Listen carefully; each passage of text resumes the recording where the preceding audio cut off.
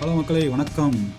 தங்கம் அதோட all time ஹைல இருந்து 26லிருந்து 30% கீழே விழுந்திருக்கு. தங்கம் வந்து கீழ விழுமா? தங்கம் volatile-ஆ? இல்லையே, தங்கம்லாம் விழவே விழாது. அது ஸ்ட்ரெய்ட்டா ஏறுச்சுன்னா இப்படி தான் ஏறும். அப்படிங்கிற மாரி நெறைய பேர் சொல்லிட்டு இருந்தாங்க. நான் ஜனவரி, பிப்ரவரில நான் சொன்னேன். தங்கம் ரொம்ப ஃபாஸ்ட்டா ஏறியிருக்கு. ஷார்ட் டெர்ம்ல அது கீழ கண்டிப்பாக விழும் அப்படின்னு சொல்லி. இப்போ 30% விழுந்திருக்கு. தங்கத்துடைய ஆல் டைம் ஹை ஆம், இந்தியால 1.7 லேக் 10 கிராம் கோல்டு அங்கிருந்து கிட்டத்தட்ட 1.4 லேக் சம்திங்க்கு வந்திருக்கு. ஆல்மோஸ்ட் 30% கீழே இறங்கியிருக்குங்க. யூஎஸ்டி டெர்ம்ஸ்ல பார்த்தீங்கன்னா 5600 யூஎஸ்டில இருந்து கிட்டத்தட்ட 4000 இறங்கியிருக்கு. 30% கிராஷ். இப்போ நான் வாங்கலாமா அப்படின்ற ஒரு முதல் கொஸ்டின் எல்லாரும் வந்து நிறைய பேர் யோசிக்கல. நிஃப்டி விழும்போது எல்லாருமே பயப்படுவாங்க. அந்த 30% கீழே விழும்போது அந்த பதட்டம் இருக்கும் பார்த்தீங்களா? அது கோல்ட்ல இல்ல. நல்லா யோசிச்சு பாருங்க. இது வந்து சைக்காலஜிக்கல் விஷயம். ஏன்னா, நம்ம கோல்டு நம்ம பொறந்ததுலருந்து அத நம்ம பார்த்துக்கிட்டே இருக்கோம். அதோட பிரைஸ் வாலட்டிலிட்டிய நாம டிஜிட்டலா நம்ம பார்க்கறது கிடையாது அப்படிங்கிறதுனாலயே, இதோட வாலட்டிலிட்டி நமக்கு வந்து நம்மோட சென்ஸ் உள்ளார வந்து இறங்குறதில்ல. ஆக்சுவலா இன் இன் மெனி சினாரியோ பார்த்தீங்கன்னா, நிஃப்டிய விட கோல்டு வந்து வாலட்டிலிட்டி ரொம்ப ஜாஸ்தியாவே இருக்கும். இப்ப ஏன் வந்து கோல்டு சடன்லி கீழ இறங்கியிருக்கு அப்படின்னா, முக்கியமான விஷயம் இந்த போர் பதற்றம் அதெல்லாம் குறையுது. அது ஒரு பாயிண்ட். யுஎஸ்டி அதோட ஸ்ட்ரென்த் வந்து பெட்டர் ஆகுது அப்படிங்கிற மாதிரியான சுச்சுவேஷன் வரும்பொழுது கோல்டுடைய பிரைஸ் கீழே இறங்கும். ஏன் அப்படின்னா கோல்டு வந்து எப்படி தெரியுமா? எல்லா ரிஸ்க் அசெட்டும் வந்து அதை பார்த்து பயம் இருக்கும்பொழுது இல்லை கரன்சியை பார்த்து பயம் இருக்கும்பொழுது எல்லாரும் ஜம்ப் பண்றது இந்த பக்கம் கோல்டுக்கு ஜம்ப் பண்ணுவாங்க. கோல்டும் ரிஸ்க் அசெட்டும் இந்த பக்கம் ரெண்டு எக்ஸ்ட்ரீம்ஸ் அப்படின்னு வச்சுக்கோங்களேன்.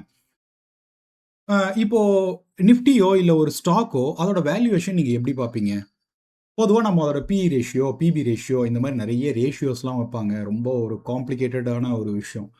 தங்கத்துல வந்து அந்த மாரி பண்ண முடியுமா? அப்டின்னா, தங்கத்துக்கு கேஷ் ஃப்ளோ கிடையாது. ஆனா, இத பொதுவா அ நிஃப்டி டூ கோல்ட் ரேஷியோ அப்டின்னு சொல்லிட்டு ஒரு விஷயத்த சொல்றாங்க.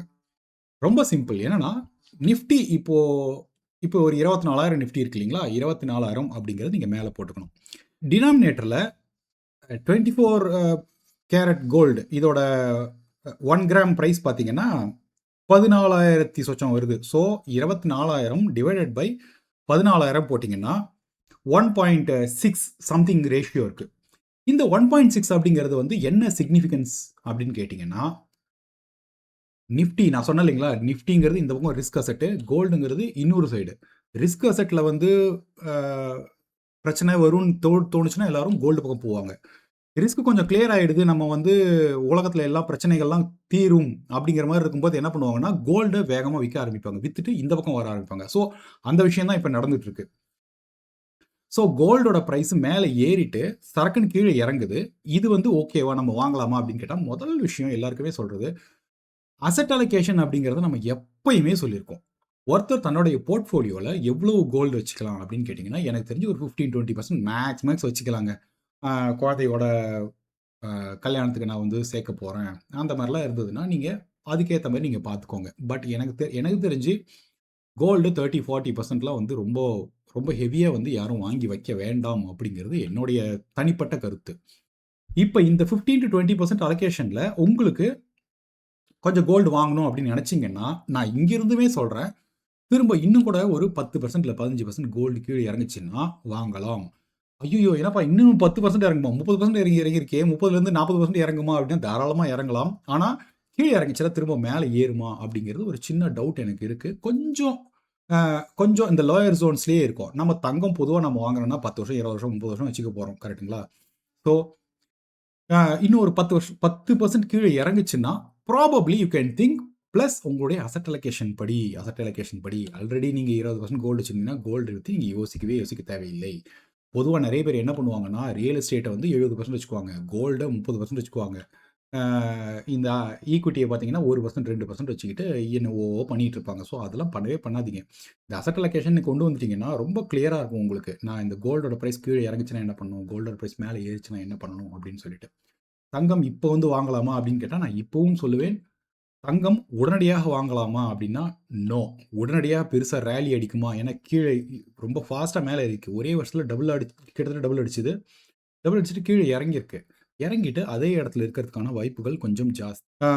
ஸோ இந்த டேட்டா உங்களுக்கு ஓரளவுக்கு ஹெல்ப் ஆகும் அப்படின்னு நான் நினைக்கிறேன். ஏன்னா நெறைய பேர் வந்து கோல்டு கிராஷ் ஆயிருக்குங்கிறத நான் எடுத்து பார்க்குறேன்னா, கோல்டு வந்து ரொம்ப ஸ்ட்ராங்கா ட்ராக் பண்ற ஆள் கிடையாது. ஏன்னா நான் நெறைய ஈக்விட்டி, டெட் சைடு நான் பார்ப்பேனே தவிர, கோல்டு நான் பார்க்க மாட்டேன். சடன்லி பார்த்தீங்கன்னா, நான் இது கொஞ்ச நாள் முன்னாடி சொன்னோம். கோல்டு, சில்வர்லாம் பயங்கரமா ராலி ஆயிருக்கு. ஸோ கோல்டு பெருசா வந்து எடுக்காதீங்க. ரொம்ப எஸ்ஐபி பண்றவங்க, ரொம்ப லாங் டெர்ம்ல பண்றவங்க வந்து நீங்க ப்ராபப்ளி கொஞ்சம் கொஞ்சமா நீங்க வாங்குறவங்க வாங்கலாம். ஆனா இப்ப எனக்கு தெரிஞ்சு ஆஸ் ஆஃப் நவ் அ கொஞ்சம் ஸ்லோ டவுன் பண்ணிக்கோங்க.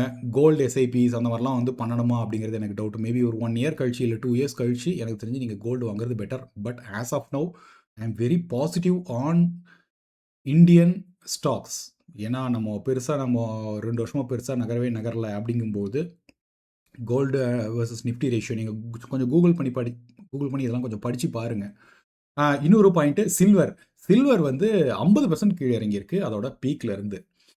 சில்வரோட சைக்கிள் பார்த்தீங்கன்னா, கோல்டு வந்து மேல ஏறிட்டு கீழ இறங்கும். ஒரு 1 வருஷம், 2 வருஷம், 3 வருஷம் இறங்கிட்டு திரும்ப வந்து மேல ஏறும். பட் சில்வரோட சைக்கிள்ஸ் ரொம்ப ரொம்ப லாங். மேல ஏறிட்டு இப்போ புரொடக்ஷன் வந்து ரொம்ப ஜாஸ்தி இருக்கு. நெறைய ஸ்கிராப் வந்து சுத்திட்டு இருக்கு. நெறைய பேர் இப்போ சில்வர் வந்து நல்ல விலைக்கு போகுது அப்டின்னும்போது என்ன பண்ணுவாங்கன்னா, எல்லா சில்வரையும் எடுத்துட்டு வந்து டம்ப் பண்ண ஆரம்பிப்பாங்க. ஸோ எங்கெங்கேயோ இருக்கும். இவ்வளோ நாள் சொல்லிட்டு இருந்தாங்கல்ல, சோலார் பேனல்ஸ்ல சில்வர் வேணும், அதுல வேணும், இதுல வேணும்னு சொல்லிட்டு, இப்போ வந்து சப்ளை ரொம்ப ரொம்ப ஜாஸ்தியா இருக்கு. டிமாண்ட் குறைஞ்சுக்கிட்டே போகுது அப்டிங்கிறது தான் தரவுகள் சொல்றது. ஸோ அ ஸ்கிராப் சில்வர் வெளில வர ஆரம்பிக்கும்போது அ இன்னும் இது ரொம்ப பெயின்ஃபுல்லான ஒரு ஒரு நகர்வுல தான் இருக்கும். ஸோ சில்வர தயவு செய்து ஒரு ஒரு டச்சே பண்ணாதீங்க. கோல்டோ, சில்வரோ இல்லாமயே நீங்க போர்ட்ஃபோலியோ கிரியேட் பண்ண முடியும். எனக்கு தெரிஞ்சு நீங்க ஈக்விட்டி அண்ட் டெட் அதாவது ஈக்விட்டியும் அதாவது இந்த எஃப்டி இந்த மாரியான விஷயங்கள் மட்டுமே வச்சுக்கிட்டு கிளியரா பேலன்ஸ் பண்ணி போகலாம். கோல்டு வேணும்னா ஒரு 10% உள்ளார வச்சுக்கலாம். அது தவிர அசெட் அலோகேஷன் படி ஒர்க் பண்ணுங்க. கோல்டு ஏறி இருக்கு, கோல்டு இறங்கியிருக்கு. கோல்ட்ல வாங்குறேன். சில்வர் ஏறி இருக்கு, சில்வர் ஏறி இருக்கு. சில்வர் வாங்குறேன் அப்படின்னு சொல்லிட்டு யோசிச்சீங்கன்னா, உங்களோட போர்ட்ஃபோலியோ குழப்பத்திலேயே தான் இருக்கும். அ எல்லா இடத்துலயும் தள்ளிட்டு இந்த பக்கம் ஓடுவீங்க, அந்த பக்கம் ஓடுவீங்க, அந்த பக்கம் ஓடுவீங்க, இந்த பக்கம் ஓடுவீங்க. ஒரு ஒரு கிளாரிட்டியே இல்லாம இருக்கும். ஸோ அசெட் அலோகேஷன் கிளியரா வைங்க. If you are a youngster 60, 70% தாராளமா ஈக்விட்டி வைங்க. ஒரு 20% டெட் வைங்க. இல்ல 10% டெட் வைங்க. கோல்டு ஒரு 10-20% அதோட அலோகேஷன் இந்த மாரி ஒரு ரஃப்பா பார்த்துக்கோங்க. ரியல் எஸ்டேட் அப்படின்னு சொன்னீங்கன்னா, ரியல் எஸ்டேட்ட நான் பொதுவா ஒரு இன்வெஸ்ட்மெண்ட்டா நான் நான் பார்க்குற ஆள் இல்லை. அ ஸோ அது பொதுவா நான் போர்ட்ஃபோலியோக்குள்ளார வச்சுக்க வேண்டாம் அப்படின்னு சொல்லுவேன். But real estate is not needed at all for wealth building purpose. So hope gold பத்தின ஒரு சின்ன ஒரு வீடியோ சடன்லி போடணும்னு தோணுச்சு. Hope this helped you. Thank you. Signing off. This is Gopinath Ravi. AMFI registered mutual fund distributor ARN 347471. Thank you. Have a great day.